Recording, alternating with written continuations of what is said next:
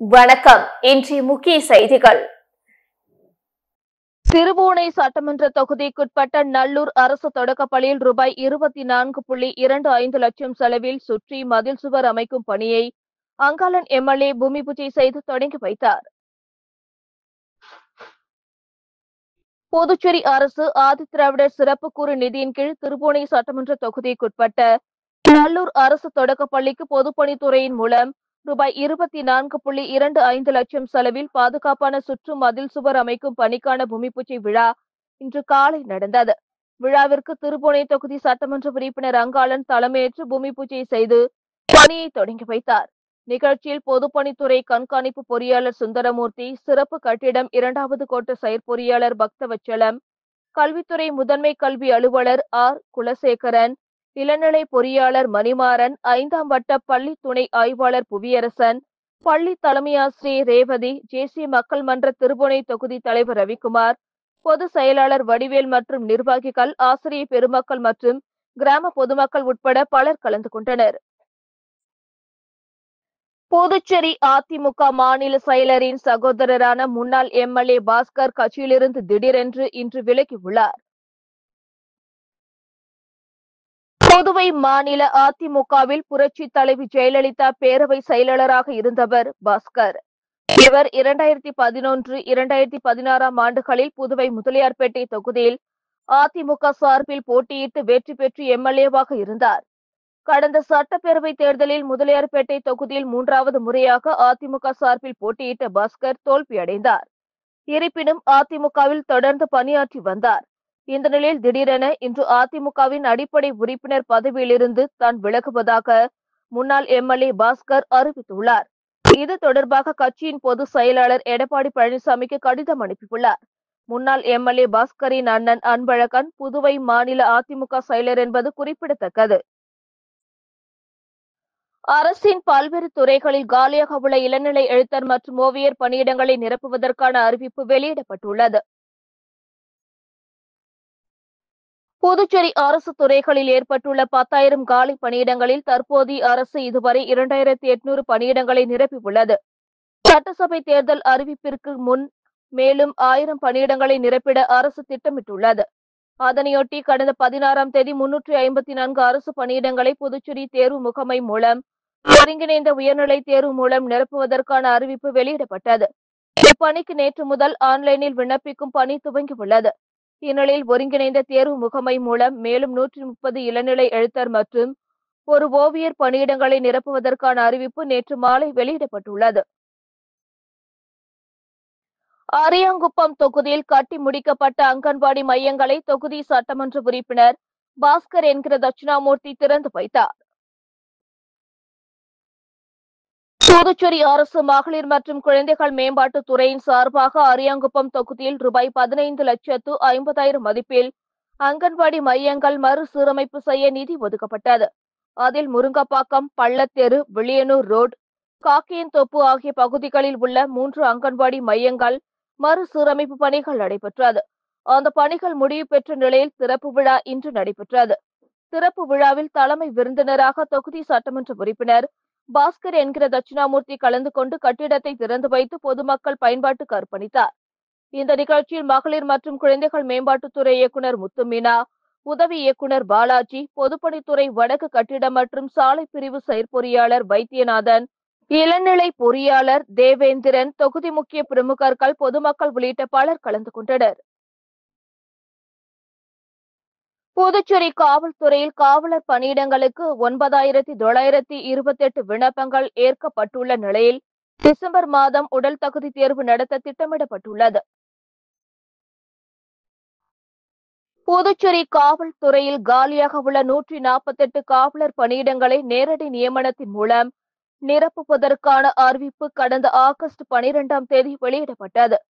இப்பணியிடத்திற்கு கடந்த ஆகஸ்ட் 13ஆம் தேதி முதல் செப்டம்பர் 12ஆம் தேதி வரை ஆன்லைனில் விண்ணப்பங்கள் பெறப்பட்டது. அதில் இப்பணிக்கு மொத்தமாக 10,063 பேர் விண்ணப்பித்திருந்தனர். இந்த விண்ணப்பங்களை காவல்துறையில் உள்ள ஆள் சேர்ப்பு குழுவால் ஆய்வு செய்யப்பட்டதில் 9,928 விண்ணப்பங்கள் ஏற்கப்பட்டு விட்டது. எஞ்சிய 135 விண்ணப்பங்கள் உரிய ஆவணங்கள் இல்லாதது உள்ளிட்ட பல்வேறு காரணங்களுக்காக நிராகரிக்கப்பட்டுள்ளன. குறைதீர்வு குழு நிராகரிக்கப்பட்ட விண்ணப்பதாரர்களின் குறைகளை கேட்டறிய காவல்துறை சார்பில் ஒரு குறைதீர்வு குழு அமைக்கப்பட்டுள்ளது.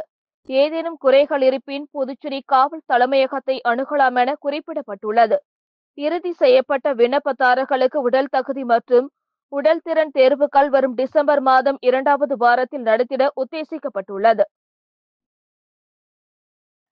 புதுச்சேரியில் சிறுமியை திருமணம் செய்து கர்ப்பமாக்கிய கூலி தொழிலாளிக்கு 10 ஆண்டு சிறை தண்டனை விதித்து நீதிமன்றம் தீர்ப்பளித்துள்ளது.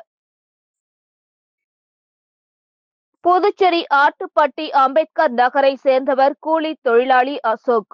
இவர் கடந்த 2015ஆம் ஆண்டு 17 வயது சிறுமியை திருமணம் செய்துள்ளார். அந்த சிறுமி கர்ப்பமுற்றார். இதையடுத்து சிறுமியை மணந்து கர்ப்பமாக்கிய அசோக்கை உருளையன்பேட்டை போலீசார் வழக்கு பதிவு செய்து கைது செய்தனர்.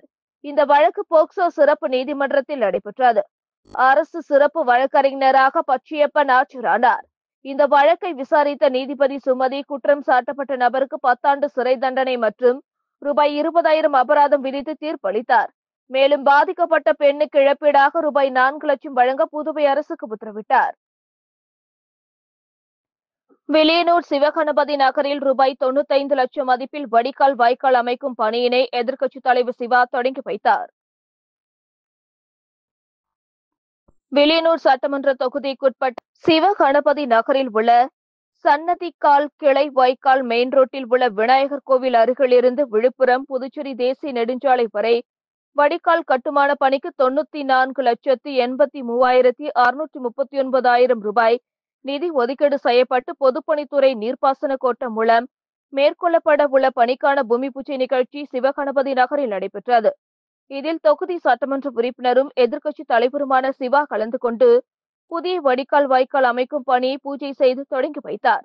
இந்த நிகழ்ச்சியில் பொதுப்பணித்துறை நீர்ப்பாசன கோட்ட செயற்பொறியாளர் ராஜ்குமார், உதவி பொறியாளர் லூயி பிரகாசம், இளநிலை பொறியாளர் சிரஞ்சீவி மற்றும் வில்லியனூர் தொகுதி திமுக நிர்வாகிகள் உட்பட ஊர் பொதுமக்கள் ஏராளமானோர் கலந்து கொண்டனர்.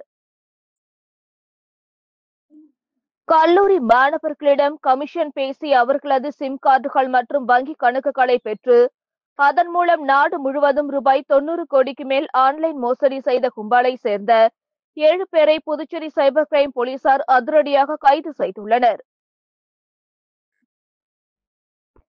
புதுச்சேரியை சேர்ந்த ஒரு தனியார் பொறியியல் கல்லூரியில் படிக்கும் 2 மாணவர்களின் வங்கி கணக்குகள் திடீரென முடக்கப்பட்டன.